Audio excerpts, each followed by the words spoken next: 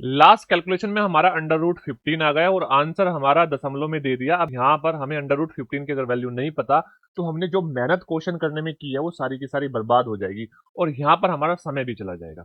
आजकल ऐसा देखा जा रहा है कि जब क्वेश्चन हमसे पूछा जा रहा है, क्वेश्चन के लास्ट में कैलकुलेशन के पार्ट में कोई एक ऐसी वैल्यू आ जा रही है जो नॉन परफेक्ट स्क्वायर नंबर है, यानी कि उसका स्क्वायर रूट हम डायरेक्टली नहीं बता पा रहे हैं और आंसर दे दे रहा है दशमलव में। अब वहां पे बच्चा परेशान है कि सर इसको कैसे सोल्व करें। आप मुझे भाई, ये आपके काम की बात है, बस मात्र 5 मिनट दे दो, उसके बाद में आपको मैं इस तरीके से सिखा दूंगा कि आप कभी भी नहीं भूल पाओगे और इसमें आपको डरने की जरूरत भी नहीं होगी। मान लो अंडर रूट 17 आ गया, वैल्यू नहीं दी, तो अंडर रूट 17 की नियरेस्ट वैल्यू आप इजीली निकाल सकते हो। तो आइए कैसे निकालते हैं इस बात को समझो। देखो, आपको कुछ स्टेप को समझना है। जैसे मान लो आपको एक नंबर दिया होगा, सबसे पहले आप उस नंबर को ब्रेक करो। और किस तरीके से ब्रेक करो? दो पार्ट में ब्रेक करो।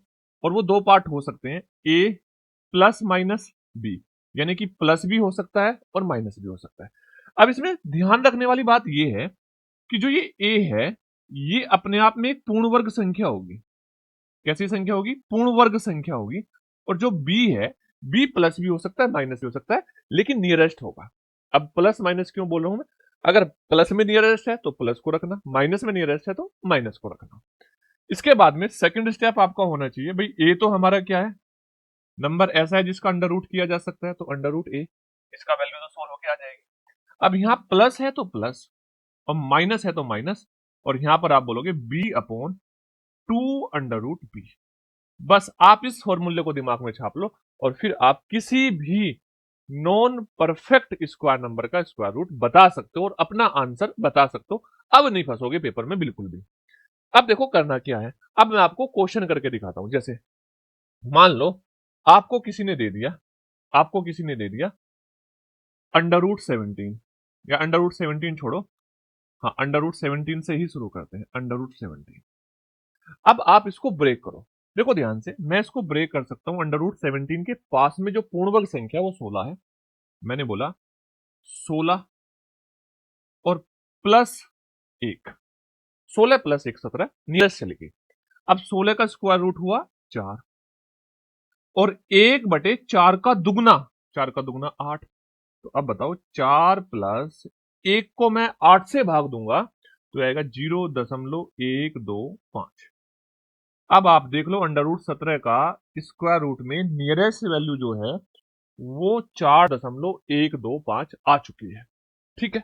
मान लो किसी ने बोल दिया आपको 23, कहीं आपको क्वेश्चन में दे दिया 23, अंडर रूट 23। आते हैं भाई, आते हैं, इसलिए सिखा रहा हूं, टाइम वेस्ट नहीं कर रहा हूं। टाइम वेस्ट मैंने आज तक किसी का नहीं किया है। तो ध्यान से बात समझना।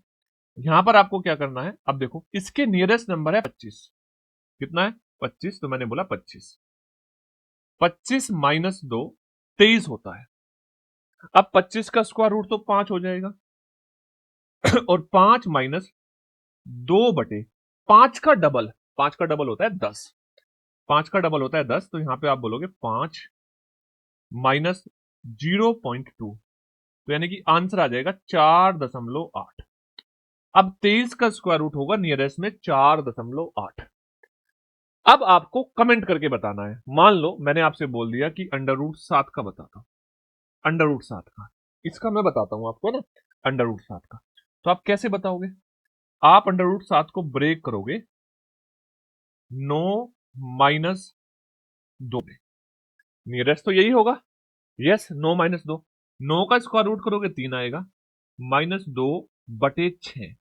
6 क्यों? 3 का दुगना 6। अब देखो, ये तो 3 है, ये 1/3 हुआ, तो 3 माइनस 0.33।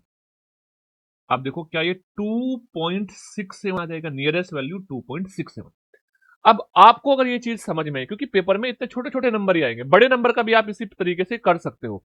अब आपको कमेंट सेक्शन में कुछ नंबर्स का बताना है। बहुत आसान आसान से मैं आपको नंबर दे रहा हूं, पेपर में आते हैं। जैसे आपको अंडर रूट 5 का बताना है, ठीक है, आपको इसका कमेंट सेक्शन में बताना है। और अंडर रूट 8 का आपको कमेंट सेक्शन में बताना है। इन दो नंबर के आपको कमेंट सेक्शन में जरूर बताना है। और आपको किस तरह की और कैलकुलेशन चाहिए, ठीक है। मिलते हैं नेक्स्ट ऐसी बेहतरीन वीडियो के साथ।